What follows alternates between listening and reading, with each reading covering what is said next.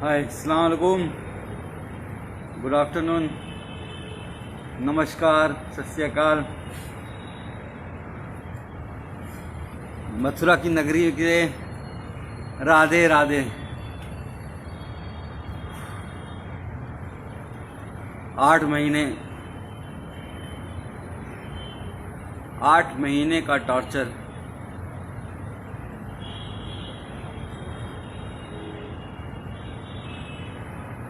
तो सबसे पहले आप सब लोगों का 138 करोड़ भारतीयों का, अपने देशवासियों का मैं शुक्रिया अदा करना चाहूँगा, धन्यवाद अदा करना चाहूँगा, जिन्होंने मेरे लिए सोशल मीडिया पे हो, चाहे दुआएं मांगी हों, चाहे प्रार्थना की हो, चाहे मंदिर गए हों, गुरुद्वारा गए हों, मस्जिदों में, चर्च में, हर जगह जहाँ से इतनी दुआएं मेरे लिए हुई हैं, मैं सोच भी नहीं सकता था कि लोग मुझे इतना चाहते हैं। आप सबका बहुत बहुत शुक्रिया। वरना तो इस बार जेल में इतनी मतलब 5 दिन तक मुझे खाना तक नहीं दिया गया। इतना टॉर्चर किया गया, मेंटली भी और फिजिकली भी, कि क्या बताऊं आपको। अगर कहा जाए, खुद को पोषण का शिकार हो गया हूं। पैर दिखोगे कभी, अभी दिखाता हूं तो ऐसा लगेगा कि मतलब लकड़ी हो गया है, पर निकल आया बाहर। और जुडिशरी का बहुत शुक्रगुजार हूँ। जुडिशरी ने एक बहुत अच्छा डिसीजन दिया है। वो मेरा ऑर्डर ले आना। जुडिशरी ने बहुत अच्छा ऑर्डर दिया है और उन्होंने साफ साफ कहा है कि डॉक्टर कफील ने जो अलीगढ़ में भाषण दिया था, वो कोई भड़काऊ भाषण नहीं था। वो देश की यूनिटी के लिए, अखंडता के लिए, एकजुटता के लिए था। और उन्होंने साफ साफ कहा है, डॉक्टर कफील ने,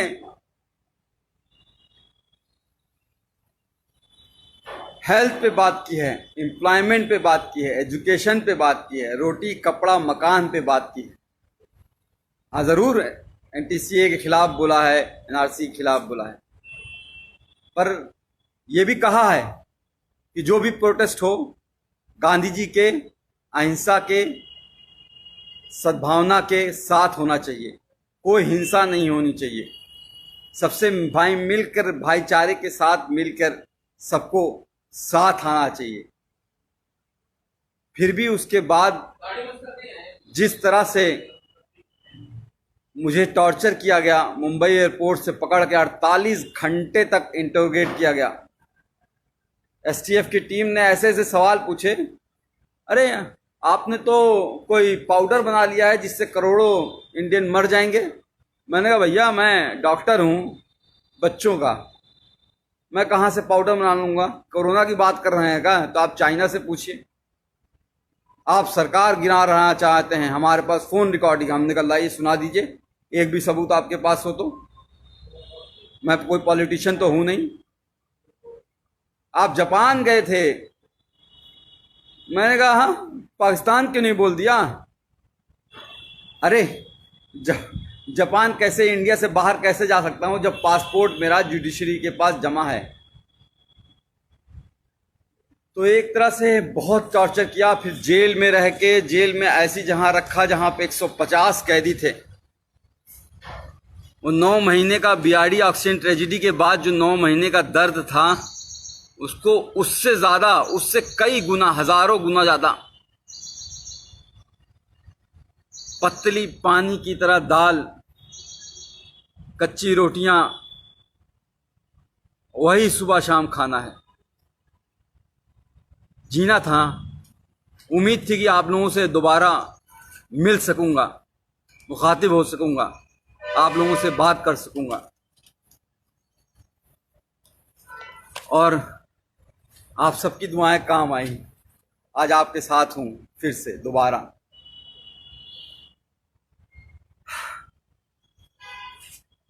हाँ, आसिफ भाई, तनवीर भाई, अस्सलाम वालेकुम।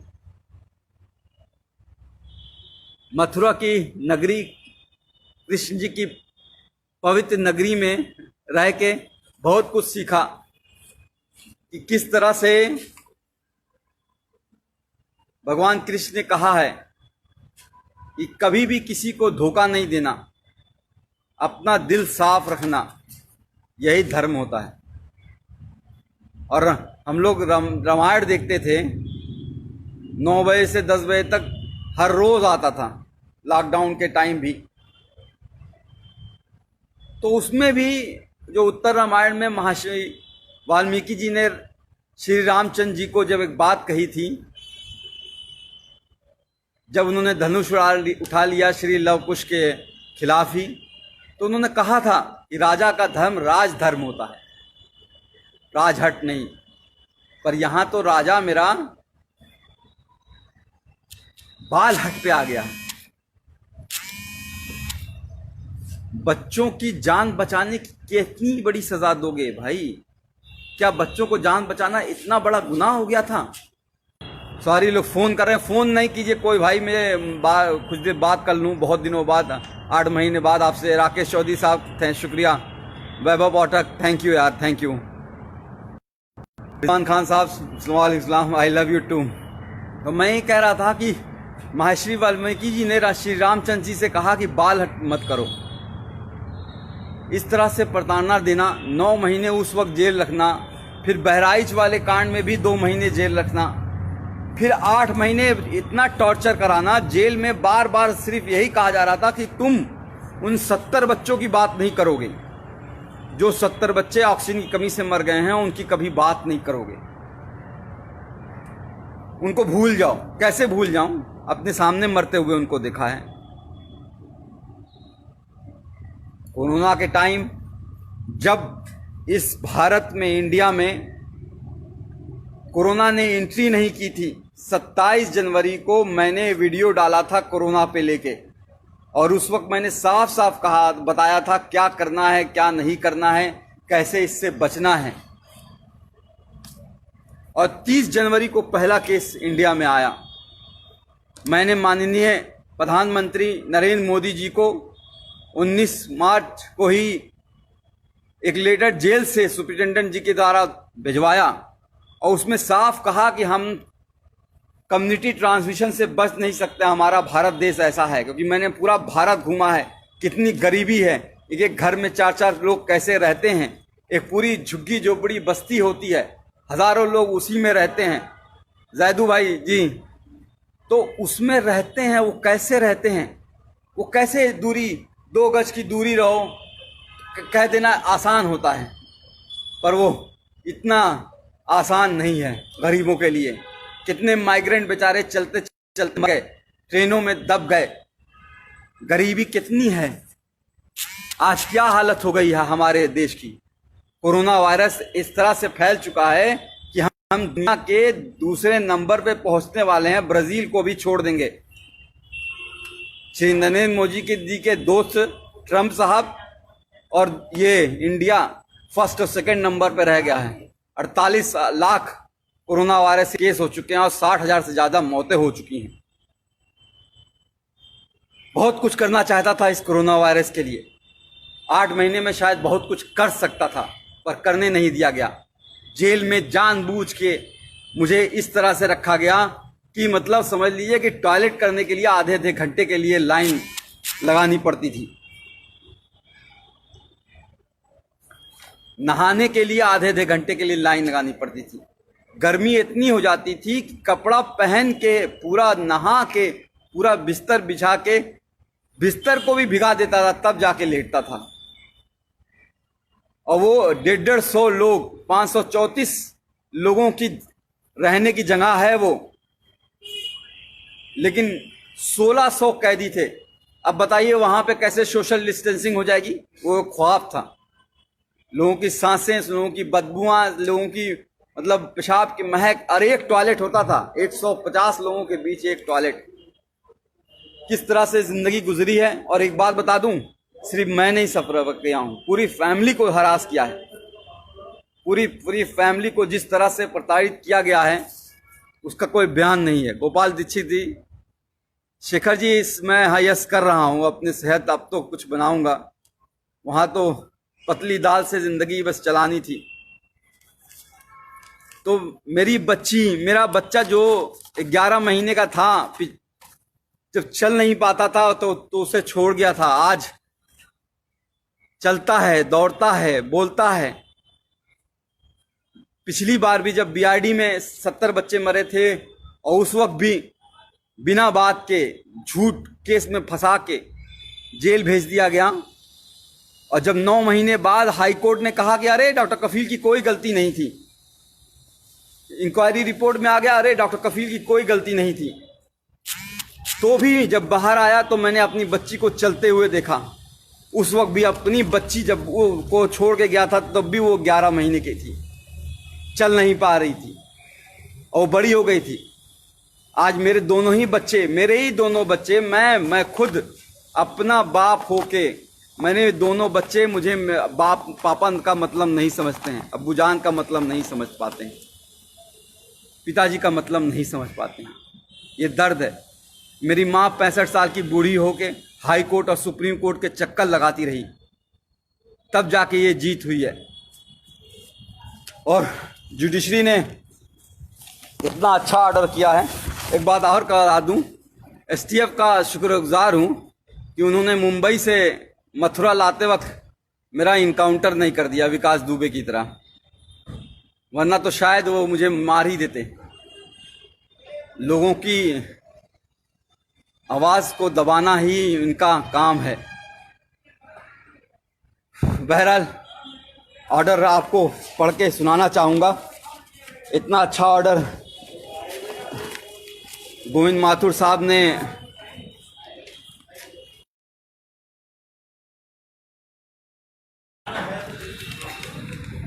किया है।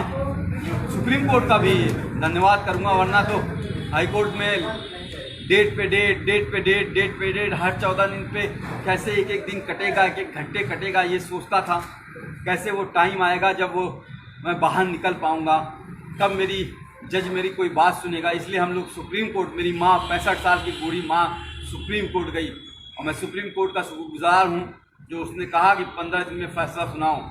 और मैं चीफ जस्टिस गोविंद माथुर जी का हाथ जोड़ के शुक्रगुजार हूँ जो इन्होंने इतना अच्छा ऑर्डर दिया 15 दिन के अंदर ही, जिसमें साफ साफ लिखा है कि एमबीबीएस करने के बाद 2016 में मैंने ज्वाइन किया था, 2017 में घटना हुई थी, 1 साल का जूनियर था मैं, जूनियर मोस्ट डॉक्टर, और फिर भी उन बच्चों को बचाने के लिए जी जान लगा दी और उसके बावजूद उनको जेल भेज दिया गया। और ये नहीं, इसके अलावा नहीं, The petitioner and his other family member, including the detainee, were continuously harassed and victimized by the state authorities, including the district administration Gorakhpur, by several means. मेरे यानी कि मुझे ही नहीं, पूरी फैमिली को सरकार ने बुरी तरह से तोड़ना चाहा। मेरे भाई पे गोली मारी गई थी, आपको याद होगा शायद, वहाँ पे जहाँ पे चीफ मिनिस्टर खुद मौजूद रहते हैं 500 मीटर दूरी पर। आज 3 साल होने जा रहे हैं उस बात को, एक भी कोई गिरफ्तारी नहीं हुई, कोई चार्ज नहीं हुआ है। बहरहाल आते हैं हम एएमयू के जो लोग कहते हैं कि भाषण मैंने गलत दिया था, उसके बारे में कहते हैं कि मैंने भड़काऊ भाषण दिया था, कहते हैं कि मैंने 2 धर्मों के बीच, 2 रिलीजन के बीच एनमिटी, हेट्रेड, वायलेंस फैलाने की कोशिश की। पूरी स्पीच लिखी है उन्होंने, पूरी speech, the version of the speech, पूरी स्पीच लिखी है, एक एक लाइन लिखी है कि जो मैंने बोला है। और उसमें उन्होंने कहा है कि मैंने ऐसा कोई बात नहीं की थी जो कि किसी भी धर्म के बीच में नफरत फैलाए। मैंने बात की थी देश की अखंडता की, यूनिटी की, सद्भावना की। मैंने बात की थी एजुकेशन की, हेल्थ की, एम्प्लॉयमेंट की, इकोनॉमी की, रोड की, हाउसिंग की। मैंने बात की थी उन 70 बच्चों की जो बीआरडी में मर गए हैं। मैंने बात की नहीं उन 8 लाख बच्चों की जो इंडिया में मर गए थे उस साल। मैंने बात की थी कि हमारे 50% बच्चे कैसे कुपोषण का शिकार हैं। मैंने बात की थी कि इंडिया कैसे एड्स और HIV का हब बनता जा रहा है। मैंने बात की थी कि 72% ऑफ पॉपुलेशन हमारी अभी भी हेल्थ स्ट्रक्चर वहाँ पे है ही नहीं। आज हालत दिखाई दे रही है ना। आज कह रहे हैं हम इतना जीडीपी खर्चा करेंगे, 1% जीडीपी खर्चा होता था। एक गरीब को इलाज नहीं मिलता है और मर जाता है तो बेचारे कंधे पे लाद के लेके चले जाते हैं। उसके लिए लड़ा था, कैंप किया, पूरा इंडिया घूमा, 103 कैंप किए, 50,000 बच्चों को देखे, मुफ्त में दवाइयाँ दी। अकेले नहीं किया, बहुत से डॉक्टर्स, बहुत से लोग मेरे साथ शामिल थे, बहुत लोगों ने साथ दिया।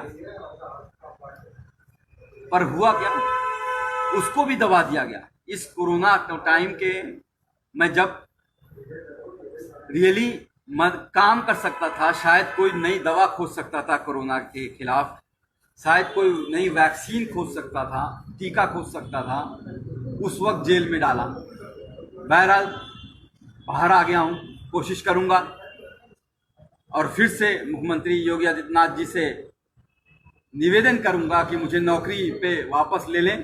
3 साल से सस्पेंड किए हुए हैं। कैसे ज़िंदगी चल रही है, कैसे फाइनेंशियल कंडीशन है, आपको बता नहीं सकता। सुप्रीम कोर्ट और हाई कोर्ट की फीस कैसे भरी गई है, बता नहीं सकता।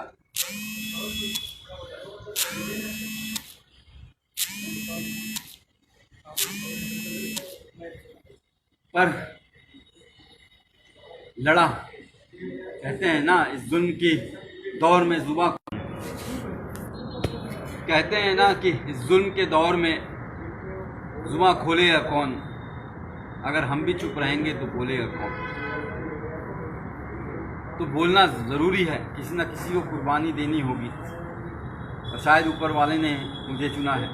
बहरहाल बाहर आ गया हूँ, कोशिश करूँगा कि सबसे पहले बिहार, असम, केरल, कर्नाटका, तमिलनाडु, जहाँ पे बाढ़ आई हुई है, बाढ़ से तो एक बहुत बड़ा नुकसान होता है। घर डूब जाते हैं, घर टूट जाते हैं, लोग बिखर जाते हैं। लेकिन सबसे ज़्यादा नुकसान तब होता है जब बाढ़ का पानी चला जाता है। पिछली बार हम लोग केरल और असम और बिहार में हम लोगों ने बहुत काम किया था और इस बार भी काम करना चाहूँगा, क्योंकि बाढ़ का पानी बीतने के बाद बहुत सी बीमारियां आती हैं, महामारी आती है। Chikungunya, malaria, dengue, Kalra, skin disease, चमड़ी की बीमारियां, आँखों की बीमारियां, कान बहना बहुत होता है। उस पर काम करना चाहूँगा।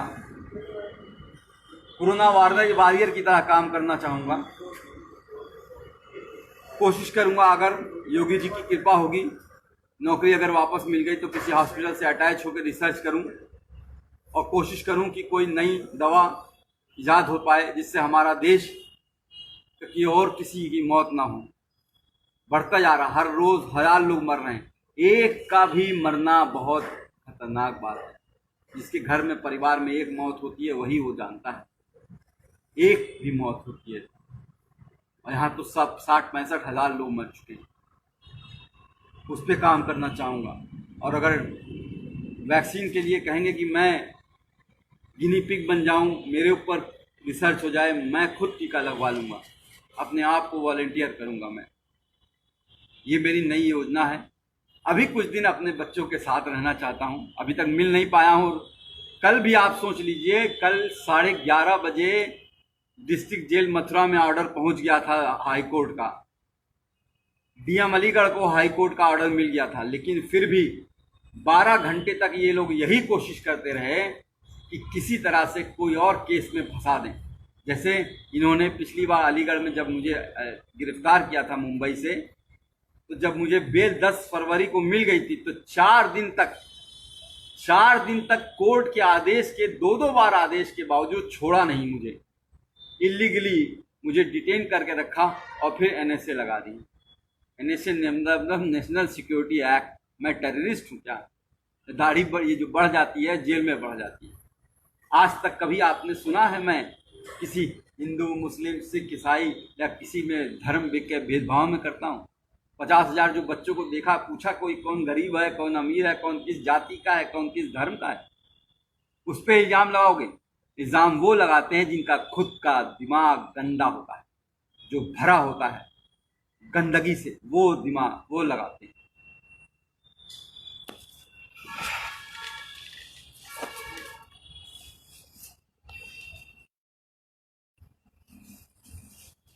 अभी यूपी से घर नहीं गया हूँ, गोरखपुर नहीं गया हूँ, क्योंकि लोग कह रहे हैं कि सरकार अब भी किसी न किसी केस में फंसाने की कोशिश कर रही है। फिर से कुछ कर दें या इनकाउंटर कर दें, मरवा दें। हो सकता हो आपके बीच में ना रह पाऊँ, हो सकता हो ये हमारी और आपकी आखिरी मुलाकात हो। यादव जी सही कह रहे हैं। मिनास गलियार आप, थैंक यू, शुक्रिया। मोहन चंद सिंह चौधरी समर साहब, थैंक यू। तो मैं कह रहा था कि कोरोना वायरस एक ऐसी डिजीज़ है जो फैलती ही रहेगी। मैंने उस वक्त 19 मार्च को ही लिख दिया था कि 30 से 40 लाख लोग उस वक्त मैंने एस्टिमेट किया था कि अफेक्टेड होंगे, और ऑलरेडी 30 से 40 लाख लोग अफेक्टेड हो चुके हैं। और अभी ये रुकेगा नहीं, अभी ये 1 साल चलेगा जब तक वैक्सीन नहीं आएगी। अभी यूपी, बिहार और मध्य प्रदेश जैसे इलाकों में जहाँ बहुत पॉपुलेशन है वहाँ ये फैलने वाला है, और बुरी तरीके से। हमें बहुत काम करना पड़ेगा, हमें मिल के काम करना पड़ेगा। मुझे आप सबकी बहुत ज़रूरत है, आप सबका बहुत सहयोग की ज़रूरत पड़ेगी।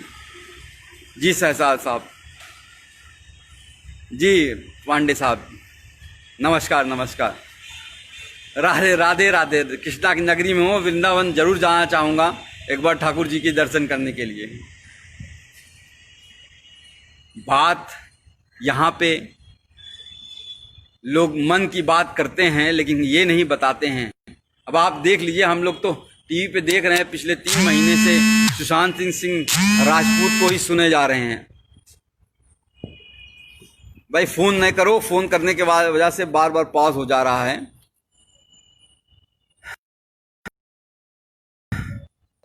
सुशांत सिंह राजपूत की 3 महीने से लगातार टीवी पे बात किए जा रहे हैं, मन की बात, लेकिन कोई ये नहीं बात कर रहा है कि हमारा जीडीपी परसों जीडीपी शायद रिलीज हुआ है, और हमारा जीडीपी जो है, भाई फोन नहीं करो, मैं कह रहा हूं। पर ईश्वर चंद साहब, कोई फोन ना कीजिए प्लीज। कुछ बहुत दिनों बाद आप लोगों से मिला हूं, आप लोगों के चेहरे दिखाई दे रहे हैं मुझे। शमसुल मलिक साहब, नूर खान, रेहान खान साहब, आदित्य राज साहब, आफ्ताब, तो आप सबसे बात करना चाहूँगा, फ़ोन ना करें। तो मैं कह रहा था कि जो मेन बातें हैं टीवी पे डिबेट जो होती है वो नहीं हो रही है। शायद कुछ टीवी, एनडीटीवी है, या आपका मिरर नाउ है, टाइम्स नाउ है, या फिर इंडिया टुडे है, इस सब पे हो रही होगी। पर जो यहाँ पे बातें हो रही हैं वो ये नहीं हो रही हैं किस तरह से माइग्रेंट, हमारे करोड़ों लोग किस तरह से पैदल चले और चलते चलते मर गए, उस धूप में, कड़ी धूप में मर गए। ये बात नहीं हो रही है कि अनएम्प्लॉयमेंट कितना बढ़ गया है, लोगों को नौकरियां नहीं है, लोगों को खाने को नहीं है। 500 रुपया आपके अकाउंट में डाल दिया गया है, अब आपको 3 महीने तक 500 रुपया चलाइए। 5 किलो चावल दे दिया गया है, आप पूरी 8 लोगों की फैमिली है, खाते रहिए 3-6 महीने तक।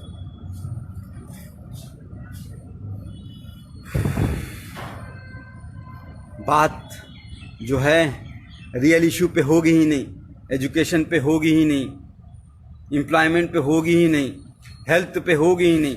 हमारा जो कोई भी आप हॉस्पिटल देख लीजिए क्या हालत हो गई है। कोई भी सरकारी हॉस्पिटल में जाना नहीं चाहता है। आपने ध्यान दिया है, कोई भी बड़ा मंत्री, कोई भी बड़ा अधिकारी, कोई भी बड़ा जो है चीफ मिनिस्टर हो या कोई भी हेल्थ, मतलब मैं नाम नहीं लूंगा, सब लोग वेदांता में जाके इलाज करा रहे हैं। वेदांता यानी कि नोएडा में करोड़ों रुपए का इलाज करा रहे हैं, लेकिन कोई भी सरकारी हॉस्पिटल में नहीं जाना चाहता है। क्यों? क्योंकि सरकारी हॉस्पिटल की हालत खराब है। वहां गरीब जाएगा, गरीब मरेगा, और गरीब मरता है तो मर जाने दो, क्या फर्क पड़ता है। तो जो लोग ये सोचते हैं कि बार बार जेल में डाल के, मार के, पीट के, तोड़ के, यहाँ मारो, यहाँ मारो, यहाँ मारो, उल्टा पटला रात को डंडे से मारो, गान लाल कर दो एकदम पूरी तरह से, पैर पे मारो, करते रहो, ये एकदम तोड़ दो इसको, तो वो शायद नहीं जानते हैं कि एक बात सिखाई गई थी कि डरना नहीं है। आई वोंट बेंड, मैं झुकूंगा नहीं। डरना आता नहीं हमें, चाहे जितना भी डरा लो। हर बार एक नई ताकत से उठेंगे, चाहे जितना भी झुका लो।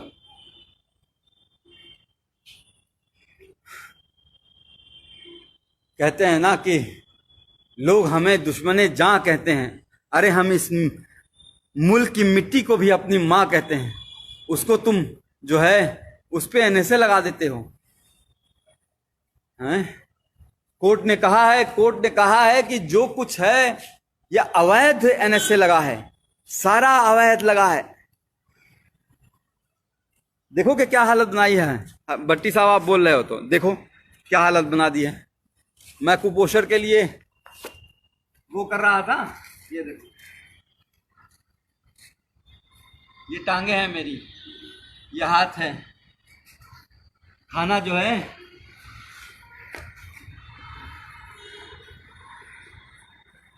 जिंदगी का, जो मैं खुद कुपोषण का बच्चों का इलाज किया करता था, आज खुद कुपोषित हो गया।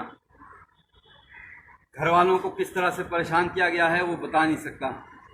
पर आप लोग जो 138 करोड़ देशवासी हैं मेरे, उन सब का साथ मैं कभी भूलूंगा नहीं।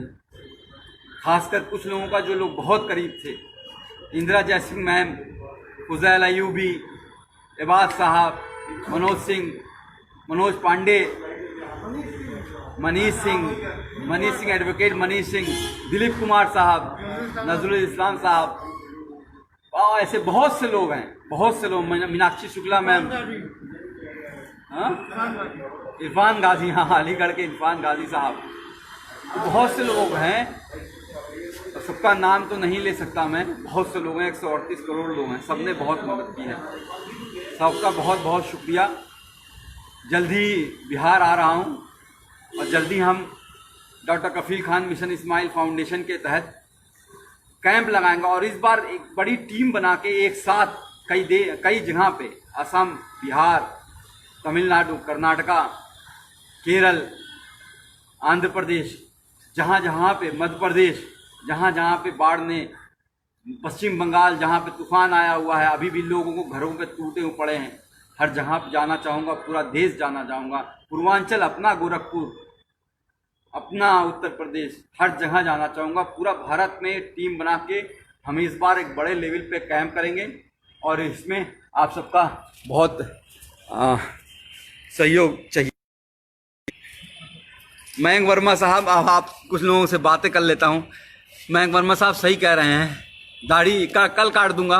बच्चों का इंतज़ार कर रहा हूँ, बच्चे आ जाएं, एक बार उनसे मिल लूँ, उसके बाद मेरी गोटी वापस आ जाएगी। अवनीश चौरा साहब, जी हाँ, बहुत मारा, फिजिकली और मेंटली बहुत टॉर्चर किया। फिजिकल में जो टॉर्चर होता है वो इस तरह से होता है कि शायद जख्म थोड़े भर जाते हैं, पर जो मेंटल टॉर्चर होता है वो बहुत दिनों तक रहता है, दिमाग खराब हो जाता है।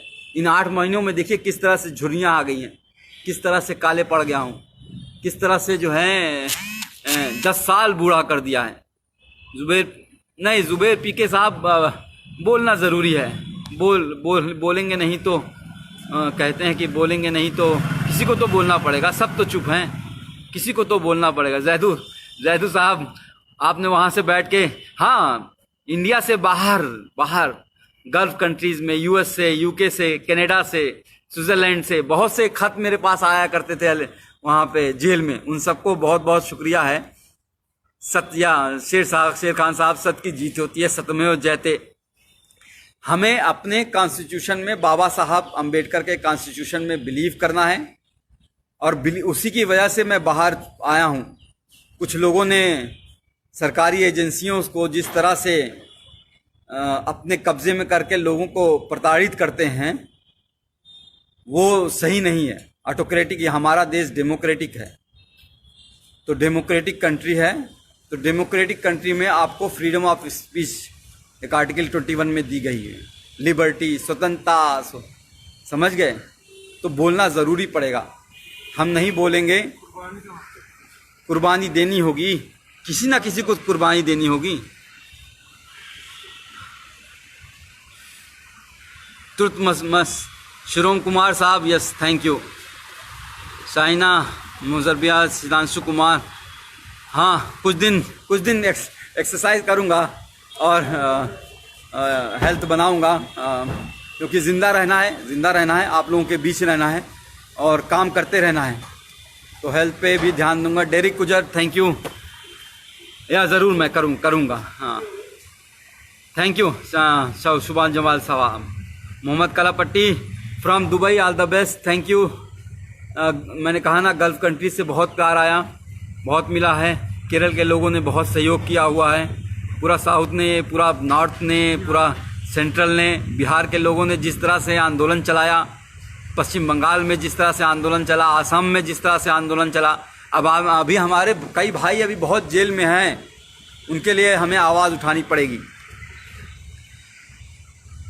मैं बच्चों के साथ नहीं हूँ, चूँकि कल रात में पुलिस की घेराबंदी हो रही थी और कुछ और बातें हो रही थी जिसको हम डिस्कस नहीं कर सकते हैं, तो इस वजह से अभी बच्चे मेरे पास पहुँचे नहीं हैं। मैं अभी अपने बच्चों को देख नहीं पाया हूँ, आंखें तरस रही हैं, गले मिलना चाहता हूँ अपने बच्चों के साथ, अपनी माँ की गोद में लेट के रोना चाहता हूँ, सीरियसली रोना चाहता हूँ। तब जिस तरह से जिंदगी कर दी है, अपने ही बच्चों को से दूर कर दिया है, एक बार उनसे मिलना चाहता हूँ, एक बार माँ की गोद में लेट के सोना चाहता हूँ, सुकून की नींद सोना चाहता हूँ। यार पता है जेल में क्या होता था, 8-2 घंटे पे पहरा लगता था। हाँ साहब, भी 146 कैदी नसर नमहबंदी सकुशल हैं, 6 बजे सुबह, 5 बजे सुबह लाइन लगाओ, परेड लगाओ।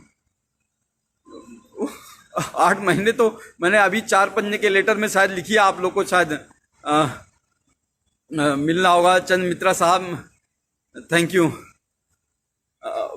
मुदस्सी साहब, बुशरा, दीपक यादव, अमजद, पंडित जी, तैयब खान, रोहित, शुभम, जयप्रकाश चाचा, ब्रिजेश सिंह की बड़ी याद आई जो गोरखपुर में थे, योगेश सिंह जी, सब आप लोग का, सब लोग का बहुत बहुत धन्यवाद है।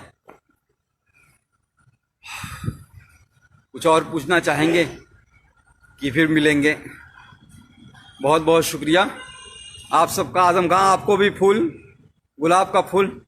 आप एक बात लास्ट में बस यही कहना चाहूँगा कि आप सबकी वजह से ही, आप सबकी, मेरी फैमिली तो दौड़ी ही, मेरी माँ, बूढ़ी माँ, लोअर कोर्ट से लेके, मतलब अलीगढ़ कोर्ट से लेके इलाहाबाद कोर्ट और फिर दिल्ली, इस कोरोना वायरस के टाइम में 65 साल की उम्र में घूम रही थी, एक वकील के पास से दूसरे वकील के पास, पैर पकड़ के रो रही थी कि किस तरह से मैं बाहर आ जाऊं।